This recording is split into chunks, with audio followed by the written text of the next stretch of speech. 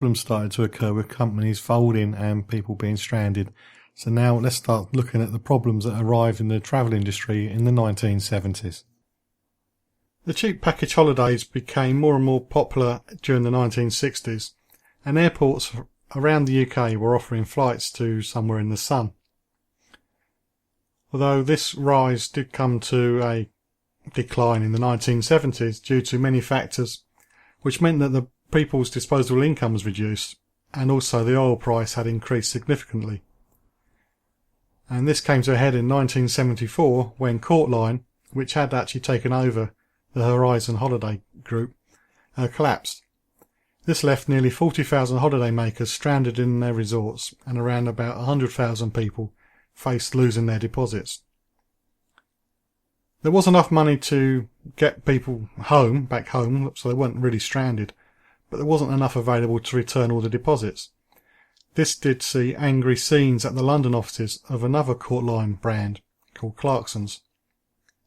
Clarksons was one of the first travel companies to concentrate on price, and this tactic of piling high and selling cheap had seen passenger growth from 4,000 in 1964 to 1.1 million in 1973. According to Flight International magazine, they estimated that in the 5 years before the collapse, 8 million holidays had averaged £1 below cost. The magazine went on to report that the marketing of airline seats with med hotels had given millions of ordinary people holidays once only available to the privileged, and that the collapse was the consequence of continuing to see selling £25 flights for £20 or less. And this was compounded by high inflation, a sinking pound, as I mentioned, the fuel oil going up doubled, and coups in Portugal, Cyprus and Greece. And of course, if you're old enough to remember back then, or maybe you did it in history, around this time it was a 3-day week as well. Looking at the way travel is sold today, it appears that travel companies have not learnt from the past. However, the Labour government at the time, probably mindful of the general election coming, pledged that everyone would get their money back. Clarksons did hold air travel organisers licensing, or ATOL, which was used to pay to get the stranded holiday makers home. This was first introduced in 1973, so the timing was excellent, after a number of travel failures had left people stranded. The UK government realised that consumers required protection should firms in the unregulated travel sector fall into difficulties. This scheme was designed to cover charter flights and package holidays. Before this legal requirement, most consumer protection was voluntary. The Federation of Tour Operators introduced a bonding scheme in 1970, which meant that members had to hold bonds for at least 5% of their annual turnover, and then ABTA started a similar scheme in 1972. However, more high-profile collapses of airlines and travel companies in Europe as well as in the UK meant that more protection through regulations was required. Consumers didn't just need protecting against collapse, sharp practices were also catching holiday makers out. So this change arrived in the form of the Package Travel Directive in 1990. This directive was developed by the European Economic Community to offer consumer protection to holiday makers in all member states. It was to do much more than to just protect someone against the collapse of the travel company. It covered nearly every aspect of the buying process. And this directive became law in the UK with the Package Travel Regulations in 1992. Checking it out before you check in on the John Guinn Travel Show on ukhealthradio.com.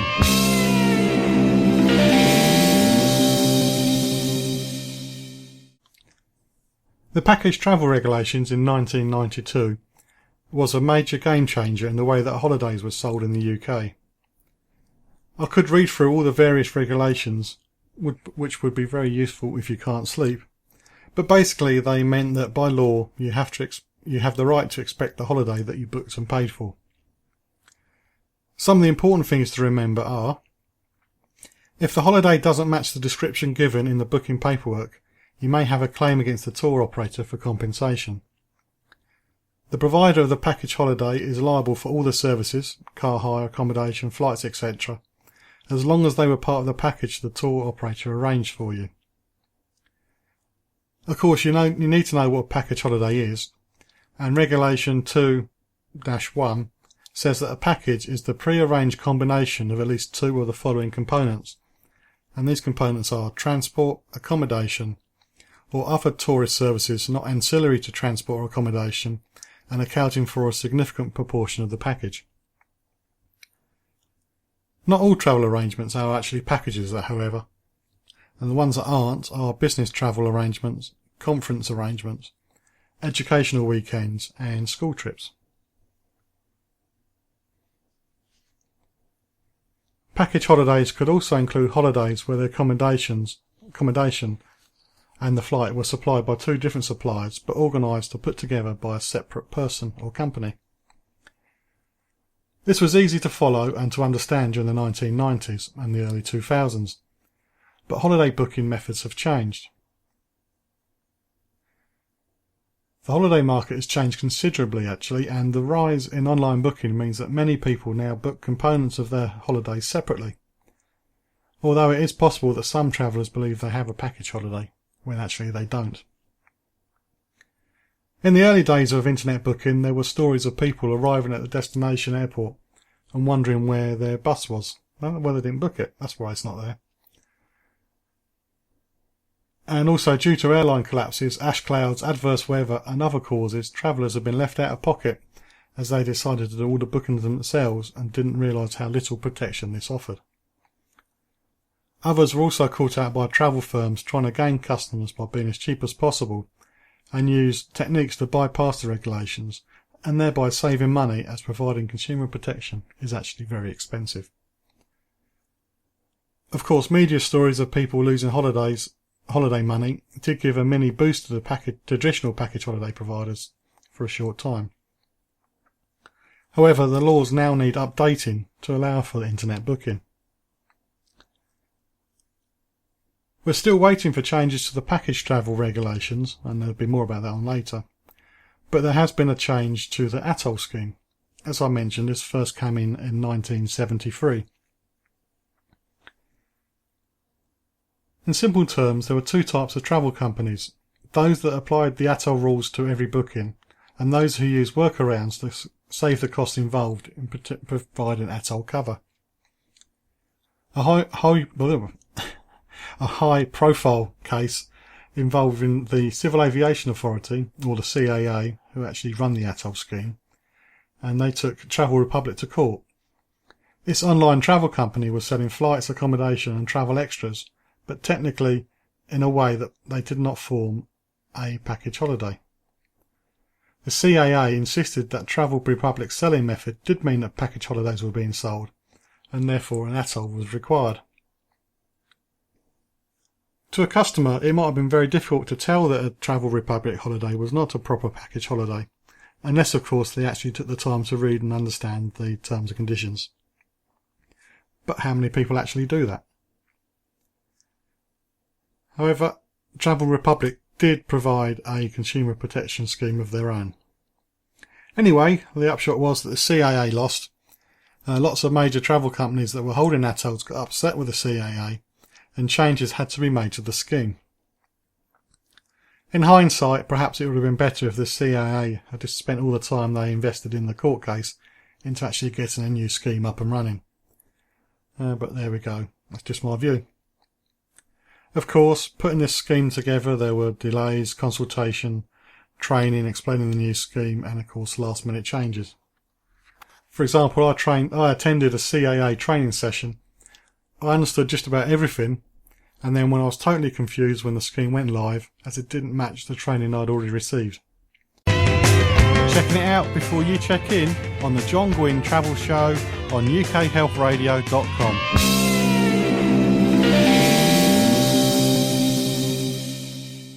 This week I'm talking package holidays and package holiday regulations and the history of everything to do with package holidays. I've just spoken about the new atoll and how I got confused when I got trained when I was a travel agent. I was told one thing, and when it became live, something else happened. Just the way of the world when it comes to government regulations, I guess. But anyway, let's start talking more about the Flight Plus Atoll and how it protects the UK-based travel consumer. So anyhow, from April 2012, the new Atoll now covers all overseas air holidays where a flight and accommodation have been booked together. It also covers some flights booked separately, and it also applies to other circumstances too. The highlight of this new scheme are: a Flight Plus exists when a flight is sold with overseas accommodation and/or car hire. The flight and accommodation and/or car hire must be requested on the same day or within 1 day of each other, but it does not matter what the customer asks for first. So the travel company has to be on the ball here. If somebody comes in, books a hotel, and then comes back the next day to book a flight, they have to try and match the hotel booking with the flight booking. And hopefully it's under the same name. It's not, say, a boyfriend booking the hotel, then a girlfriend booking the flights, because it's the same holiday, so they have to be on the ball. This trip must be over 24 hours in duration and include an overnight stay. The flight must have its outbound leg departing from the UK, except where the arrangement includes travel departing from the UK by another method, such as a ferry, coach or rail, and a flight into the UK. There was talk about people travelling to Amsterdam and stuff to avoid certain regulations because the flights are cheaper from there, but it really doesn't make much difference. You might as well just start off in the UK. A flight that begins and ends in the UK, so Luton Airport to Glasgow, does not require an atoll. Other tourist services sold in connection with the Flight Plus that form a significant part of the trip must also be included in the Flight Plus if those services are requested at the same time or within 1 day of the request for the flight. If a business sells another atoll holder's flight exclusive package and then adds separate overseas car hire or accommodation, this forms a Flight Plus, and the business must protect the Flight Plus under its own atoll. So what this means is, if you go to a high street travel agent and you book a Thomas Cook holiday, but then you decide the Thomas Cook was too expensive for the car hire, and the travel agent came up with car hire from Holiday Autos and put that together, that travel company would now have to have its own atoll to cover your package, and they're responsible. Something to look out for.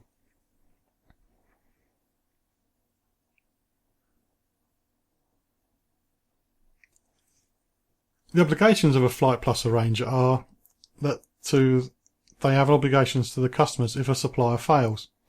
The Flight Plus arranger will be required to replace that part of the trip at no extra cost to the consumer, or to provide a refund for the whole trip. This obligation seems fair, and it kind of covers similar to the package travel regulations. But what does supplier fails mean?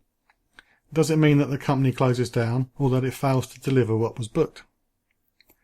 If a part of the trip gets cancelled, then some companies would honour the booking as if it is a package holiday, and others will not.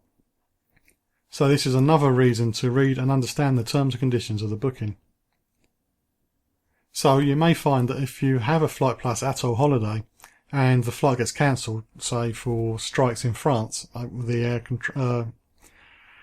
control people, you may find that your company who sold you an atoll Flight Plus holiday will require you to pay for replacement flights out of your own pocket, and then you'll get your refund from the cancelled flights from the airlines.